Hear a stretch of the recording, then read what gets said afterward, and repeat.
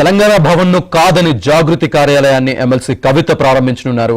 బంజారాహిల్స్ లోని తన నివాసం పక్కనే ఇవాళ సాయంత్రం 4 గంటలకు కార్యాలయాన్ని ప్రారంభిస్తారు. పూర్తి డీటెయిల్స్ మా కరెస్పాండెంట్ నరసింహరావు అందిస్తారు. నరసింహరావు, ఎస్ శ్రీనివాస్, బీఆర్ఎస్ దూరంగా సొంతంగా అడుగులు వేసేందుకు కవిత వేగంగా అడుగులు వేస్తా ఉన్నారు.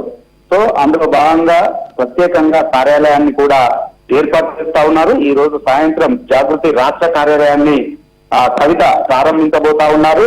వాస్తవానికి ఇటీవల బీఆర్ఎస్ నాయకత్వం పైన బీఆర్ఎస్ తీసుకుంటున్నటువంటి నిర్ణయాలపైన తీవ్ర అసంతృప్తిని, ఆగ్రహాన్ని వ్యక్తం చేస్తున్నటువంటి కవిత ఇటీవల కేసీఆర్ కు నోటీసులు ఇస్తే కూడా కనీసం బీఆర్ఎస్ పార్టీ పక్షాన ఎందుకు కార్యక్రమాలు చేయలేదు అని చెప్పి తీవ్ర అసంతృప్తిని, ఆగ్రహాన్ని వ్యక్తం చేశారు. చాలా మంది నాయకులు మాటలకే పరిమితం అవుతున్నారు తప్ప కార్యాచరణ చేయడం లేదు అని చెప్పి కూడా తీవ్ర అసంతృప్తిని వ్యక్తం చేశారు. సో ఈ నేపథ్యంలో జాగృతి పార్టీ కార్యాలయాన్ని ప్రారంభించి తొలి కార్యక్రమంగా కేసీఆర్ కు నోటీసులు ఇవ్వడాన్ని నిరసిస్తూ చేపట్టబోతా ఉన్నారు. అందులో భాగంగా జూన్ 4వ తేదీన ఇందిరా పార్క్ వద్ద పెద్ద ధర్నా కార్యక్రమాన్ని చేపట్టాలని చెప్పి కవిత నిర్ణయించారు. సో ఈ నెల 4న జాగృతి నేతృత్వంలో కేసీఆర్ కు కాళేశ్వరం కమిషన్ నోటీసులు ఇవ్వడాన్ని నిరసిస్తూ ఈ కార్యక్రమాన్ని చేపట్టబోతా ఉన్నారు.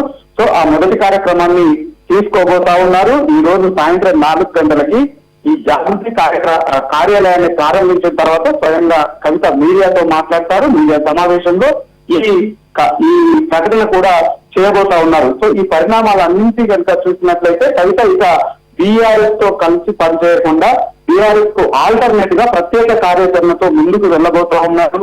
త్వరలోనే ఇక సొంత కుంపటితోనే ముందుకు వెళ్లేందుకు అన్ని రకాలైనటువంటి ఏర్పాట్లు చేసుకున్నట్లయితే తెలుస్తా ఉంది. అందులో భాగంగా ఈ కార్యాలయ ప్రారంభోత్సవం నుంచి అడుగులు పడబోతున్నాయనేటువంటిది అయితే స్పష్టంగా అర్థమవుతా ఉంది. ఈ నేపథ్యంలో ఎప్పుడైతే పొలిటికల్ సర్కిల్స్ లో కవిత నెక్స్ట్ స్టెప్స్ పైన పెద్ద ఎత్తున చర్చ జరుగుతా ఉంది. త్వరలోనే కవిత పార్టీ పెట్టి ఈ జాగృతి పేరిటనే పార్టీ పెట్టి ముందుకు వెళ్తారా, లేదంటే మరేదైనా పార్టీ పెట్టారా టీఆర్ఎస్ పేరిట అనేటువంటి చర్చ విస్తృతంగా జరుగుతా ఉంది. సో మొత్తానికైతే వేరు కుంపటితో ఇక కవిత జనాల్లోకి వెళ్ళబోతున్నారనేటువంటి చర్చనైతే ఇప్పుడు పొలిటికల్ సర్కిల్స్ లో విస్తృతంగా జరుగుతా ఉంది.